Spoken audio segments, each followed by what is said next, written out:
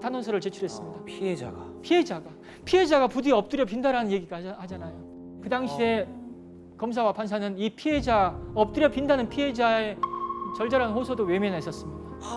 그 당시 재심 청구는 기각당했습니다. 이분 입장에서는 국가 권력을 믿고 싶지 않았을 거예요.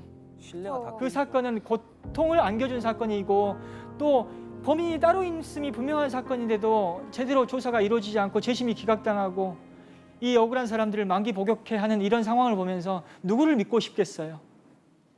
근데 그런 일이 왜 가능하냐? 어떻게 그런 일이 있을 수 있냐라고 생각하실 수 있죠. 그때 그 진범으로부터 자백을 받고 그 자백이 담긴 기록을 본 사람들이 사건의 문제를 몰랐을까요? 다 알아요. 진범 따로 있는 사건이거든요. 다 압니다. 근데 왜 그런 행동을 하냐면은 일단은 사건에 관계된 사람들이 너무나 많습니다. 경찰, 검사, 판사들까지. 너무나 많은 기득권층이에요, 어찌 보면은. 그리고 또 법이랑은 사법의 신뢰가 필요한데 이런 수사 있었다는 사실이 드러났을 때 오히려 그 사법 신뢰에 영향을 준다라는 그런 생각을 또 하게 됩니다. 그리고 또 결정적인 이유 중에 하나가 뭐냐면은 부잣집 아들, 딸이었으면 그렇게 못하죠. 짓밟아도 저항 못하고 내가 이 사건을 묻었다 하더라도 더 이상 이 사건이 다시 불거질 이유가 없어라는 생각합니다, 사람들. 네가 무슨 힘이 있어가지고 이거 나중에 문제 삼을 수 있겠어? 그냥 덮어도 그냥 그래 안타깝긴 하지만은 어쩔 수 없다. 니네들 이것도 운명이다라고 생각하고 덮어버리죠. 그게 현실입니다. 2014년, 2015년경에 저희는 재심을 추진했고요. 그때 우리 최성자 사모님을 찾아가서 만났습니다. 다시 한번 도와줄 수 없겠냐. 다시 좀 도와달라고 했어요. 왜냐하면은 사건의 피해자가 나서서 뭔가 재심을 돕는다라는 사실의 힘은 어마어마합니다.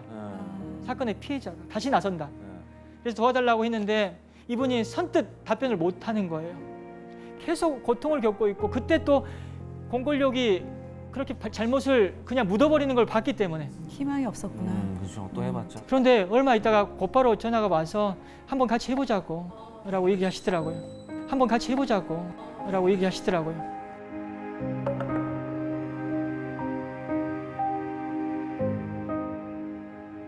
계기가 있었을까요? 이제 세월이 흘렀잖아요. 네. 그리고 저는 그 사건 얘기를 저희 아이한테 한 번도 해본 적이 없어요. 20살이 다될 때까지 네. 한 번도 해본 적이 없었는데 변호사님이 찾아오신 날 그날 처음으로 얘기를 했어요. 저희 아이한테 이런 일을 있었는데 이제 어떻게 할까라고 얘기를 했더니 했어야지 딱 그러더라고요. 했어야지 딱 그 말이 저한테 되게 크게 들렸어요. 그래서 제가 그냥 움직임을 용기를 줬네. 냈던 거죠. 저는 좀 사실 걱정했었거든요. 하지 마라든가 엄마 무섭잖아라든가 이렇게 하면 좀 제가 이렇게 망설일 수도 있는데 예를 들면 복잡하게 또 얽히는 게 그러니까요. 그렇죠. 네, 되게 네, 힘든 네. 일이 될 수도 또 한 번 했다가 한번 그쵸, 무살된 적이 신뢰를 있으니까. 했다가 잃었으니까. 예, 예. 정말 아드님도 너무 대단합니다. 대단하세요, 네, 진짜. 아드님도 대단하고.